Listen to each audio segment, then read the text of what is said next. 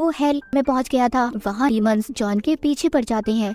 कहानी के शुरू में हमें एक वेपन हथियार के बारे में बताया जाता है जिसको तकदीर का भाला भी कहा जाता था। सबका कहना ये था कि जिसके हाथ में भी वो हथियार होगा उसकी दुनिया में हुकूमत होगी। लेकिन वर्ल्ड वॉर 2 के बाद वो हथियार कहीं पर गायब हो गया, जिसके बाद वो आज तक किसी को भी नहीं मिल पाया। हमें एक शहर दिखाया जाता है जहाँ पर हम एक आदमी को देखते हैं जो एक चर्च की सफाई कर रहा था। तभी उसे खुदाई करते हुए वहाँ पर एक कपड़े में लिपटा वो हथियार मिल जाता है, यानी कि तकदीर का भाला। जैसे ही वो आदमी उसे अपने हाथ में पकड़ता है तो उसके हाथ पर एक अजीब सा निशान बन जाता है। उसे हर तरफ से अजीब अजीब आवाजें भी सुनाई देने लगी थी। उसे न जाने क्या हो गया था, वो अपने होश में ही नहीं रहता। वो वहाँ से जाने लगता है। जब वो आदमी थोड़ा सा आगे जाता है तो उसका खतरनाक एक्सीडेंट होता है, पर उसे कुछ भी नहीं हुआ था। मगर जिस गाड़ी से उसका एक्सीडेंट हुआ था वो गाड़ी पूरी तरह तबाह हो गई थी, टूट फूट जाती है। यहीं से हमें आगे लॉस एंजलिस शहर का सीन दिखाया जाता है जहाँ पर एक आदमी जिसका नाम जॉन कॉन्स्टेंटीन था, उसको एक लड़की के अंदर से डीमन निकालने के लिए बुलाया गया था। जॉन दरअसल एक पैरानॉर्मल इन्वेस्टिगेटर होता है जो डीमंस को निकालने का काम और उनसे बात भी कर सकता था। अब क्योंकि डीमन ने पूरी तरह से उस लड़की पर अपना काबू कर लिया था, जॉन उस डीमन को एक होली निशान और अपने मंत्रों का इस्तेमाल करके उस डीमन को एक शीशे के अंदर कैद कर लेता है। पर वो शीशा टूट गया था, जिससे वो डीमन अब उस लड़की के अंदर से चला तो जाता है पर अभी भी वो इसी दुनिया में ही था।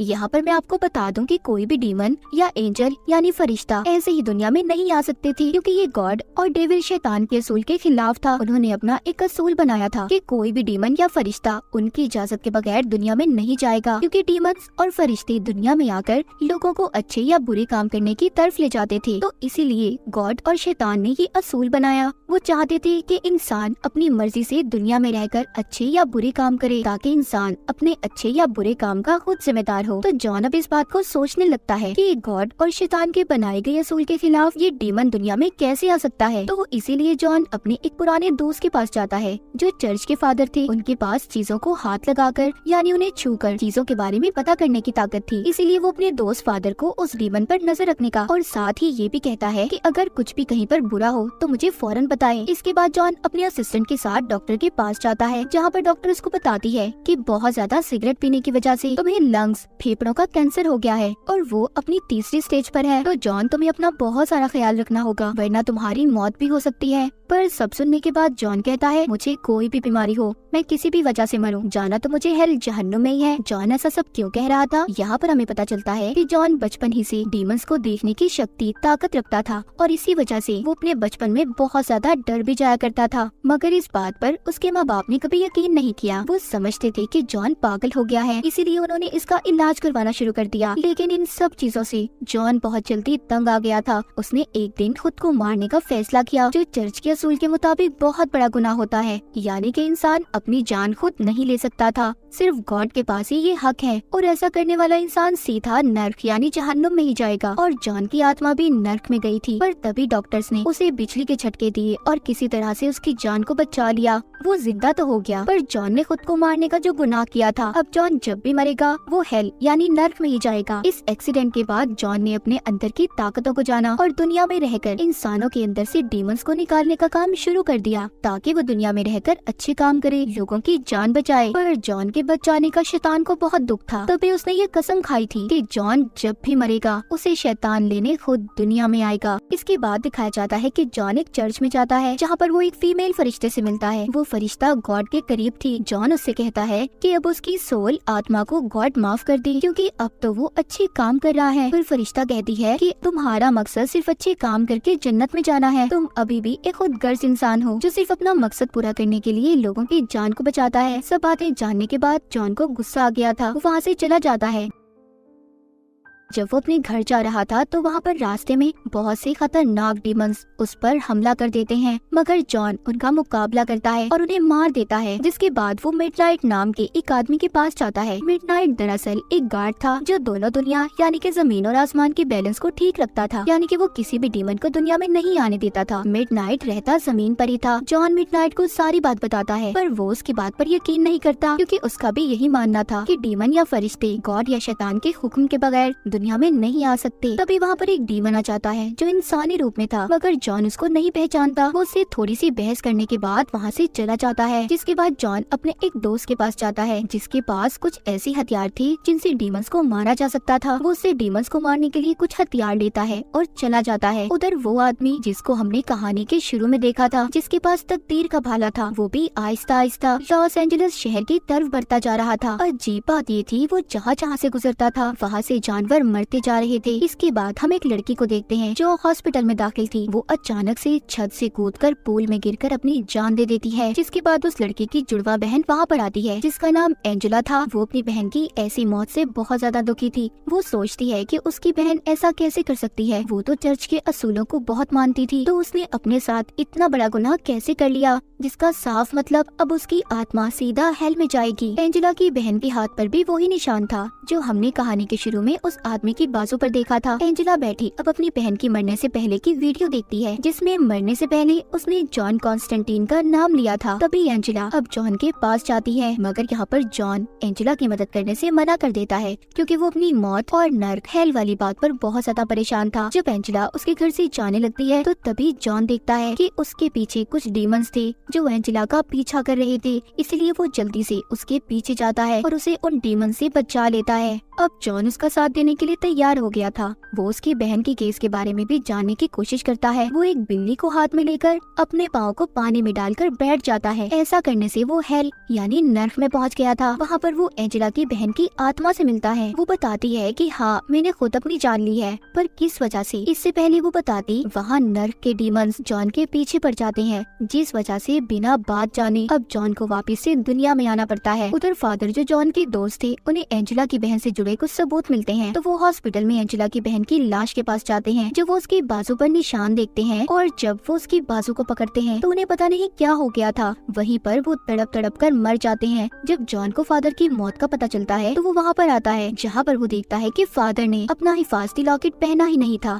जिस वजह से उनकी बुरी ताकतों की वजह से मौत हो गई। तभी वो उनके हाथ की तरफ देखता है जिससे खून आ रहा था। गौर करने पर उसे पता चलता है कि वो कोई निशान बना हुआ है जिसको फादर ने ही मरने से पहले अपने हाथ पर बनाया था, वही निशान जो एंजेला की बहन की बाजू पर था। अब इसी निशान के बारे में जानने के लिए जॉन अपने उसी दोस्त को फोन करता है जिससे वो डीमंस को मारने के लिए हथियार लाया था। जॉन का दोस्त उस निशान के बारे में जानने के बाद ये बताता है कि ये निशान शैतान के बेटे का है, जो खाली नर्क में नहीं बल्कि पूरी दुनिया पर कब्जा करना चाहता है, जिसके लिए उसे दो काम करने होंगे। एक तो ऐसे इंसान की जान लेना जिसके पास दिमाग की ताकतें हों, वो अपनी ऐसी ताकतों का इस्तेमाल करके कुछ भी पता कर ले, और दूसरा तकदीर का भाला। ये सब बताकर जैसे ही जॉन का दोस्त फोन रखता है उस पर मक्खियों का हमला हो जाता है, उसकी भी मौत हो गई थी। इसका मतलब ये सब अभी तक शैतान का बेटा कर रहा था। सब जानने के बाद जॉन एंजेला के पास जाकर उसे सब बताता है। वो दोनों समझ गई थी एंजेला की बहन इस बात को जानती थी कि शैतान का बेटा उसकी ताकतों का इस्तेमाल करके दुनिया में आना चाहता है, क्योंकि उसके पास दिमागी शक्तियाँ थी जो किसी भी चीज के बारे में पता कर सकती थी। इसीलिए उसने जानबूझकर अपनी जान दे दी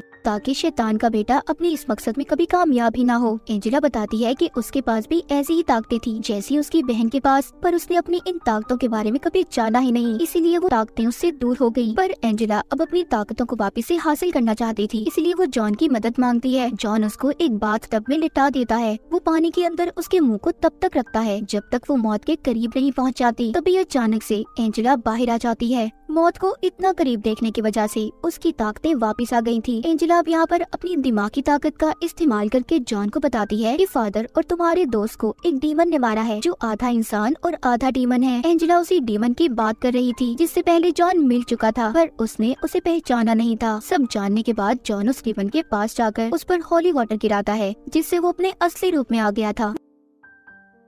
वो डीमन बताता है कि तुम शैतान के बेटे को दुनिया में आने से नहीं रोक सकती, क्योंकि तकदीर का भाला भी उस तक पहुंचने वाला है। अब शैतान का बेटा एंजेला की आत्मा को लेना चाहता था, क्योंकि उसे पता चल गया था कि एंजेला की ताकतें वापस आ गई हैं, जैसे उसकी बहन के अंदर थी। इसीलिए शैतान एंजेला का इस्तेमाल कर अब दुनिया में आना चाहता था। जब एंजेला जॉन के साथ थी तभी कोई काली शक्ति आकर एंजेला को जॉन के पास से ले जाती है। वो उसे बहुत बचाने की कोशिश करता है पर नहीं बचा पाता। ये सब होने के बाद जॉन अब मिडनाइट के पास जाता है और उन्हें उन्हें इस बात का यकीन दिलाता है कि आसमान और जमीन का बैलेंस खराब हो गया है, डीमंस हमारी जमीन पर आने लगे हैं और इन सब के पीछे शैतान के बेटे का हाथ है। सब जानने के बाद मिडनाइट जॉन को एक कुर्सी देता है जिस पर बैठकर उसे भाले की सारी सच्चाई का पता चल गया था और वो ये भी पता कर लेता है कि इस वक्त एंजेला कहाँ पर है। जॉन अपने असिस्टेंट को भी अपने साथ ले जाता है। दूसरी तरफ एंजेला उसी पूल में थी जहाँ पर उसकी बहन ने छलांग लगाकर अपनी जान दी थी। तभी वहाँ पर एक आदमी आता है जो बहुत अजीब लग रहा था। एंजेला उस पर गोलियां चलाती है पर उसे कुछ भी नहीं होता और उसने एंजेला को पकड़ लिया था। जहाँ पर एंजेला थी उस जगह पर बहुत से डीमंस थे जो इंसानी रूप में एंजेला की आत्मा को लेने आए थे। पर वहाँ पर जॉन का असिस्टेंट होली वाटर को पानी के टैंक में मिला देता है, जिसके बाद उन डीमंस पर वो उसी पानी की बारिश करता है। वो सभी होली वाटर की वजह से जलने लगे थे। इस बात का फायदा उठाकर जॉन डीमंस को मार देता है। जब वहाँ पर एक डीमन उसे मारने की कोशिश कर रहा था तो जॉन का असिस्टेंट आकर उस डीमन को मार देता है, जिससे जॉन की जान बच गई थी। उधर एंजेला अभी भी पानी के पूल में थी जिसको शैतान के बेटे ने पोजेस्ड अपने कंट्रोल में कर लिया था और साथ ही नर्क में भी खींच लेता है। वो एंजेला के जिस्म में आकर दुनिया में आना चाहता था। शैतान के बेटे का प्लान कामयाब हो गया था। जब जॉन पूल के पास आता है तो एंजेला अब पोजेस्ड हो चुकी थी, जो जॉन को देखते ही उस पर हमला कर देती है। पर वहाँ पर जॉन और उसका असिस्टेंट उसे काबू में करने की कोशिश करते हैं। जॉन बहुत जोर जोर से मंत्र पढ़ रहा था, तभी उसे ऐसा करते कैंसर की वजह से बहुत ज्यादा तकलीफ हो रही थी, मगर उसका ये काम अब उसका असिस्टेंट जारी रखता है। उन दोनों ने एंजेला को ठीक कर दिया था। तभी दोबारा से कोई काली शक्ति आकर जॉन के असिस्टेंट को भी मार देती है। इस बात पर जॉन अब गुस्से में आ गया था। वो जोर जोर से मंत्र पढ़ने लगता है। तभी उधर फीमेल एंजल फरिश्ता आ जाती है, क्योंकि उस फीमेल एंजल को ये लगता था कि इंसान हर बार गलती करता है और गॉड से माफी मांगता है, जिस पर गॉड उन्हें माफ भी कर देते हैं। पर इंसान को ऐसा करने की सजा मिलनी चाहिए, इसलिए वो एंजल शैतान के बेटे का साथ दे रही थी। वो दुनिया में ही इंसान को सजा दिलवाना चाहती थी। जिसके बाद वो जॉन को एक कमरे में बंद कर देती है और उसी भाले को लेकर शैतान के बेटे को एंजेला के पेट से बाहर निकालने लगती है। जॉन को कुछ समझ नहीं आ रहा था कि वो क्या करे। तभी वो अपने हाथों की दोनों नसों को काट देता है, जिससे वो ये बात जानता था कि उसने अगर खुद को मारने की कोशिश की तो शैतान खुद उसे दुनिया में लेने आएगा। और होता भी ऐसा ही है। जब शैतान जॉन के पास आता है तो जॉन उसके बेटे और फरिश्ते की साजिश के बारे में बताता है। वो कहता है तुम्हारा बेटा दुनिया में आकर हर जगह पर अपनी हुकूमत चाहता है, उसका साथ गॉड का फरिश्ता दे रही है। सब जानने के बाद शैतान को गुस्सा आ गया था। वो अपने बेटे को एंजेला के अंदर से वापस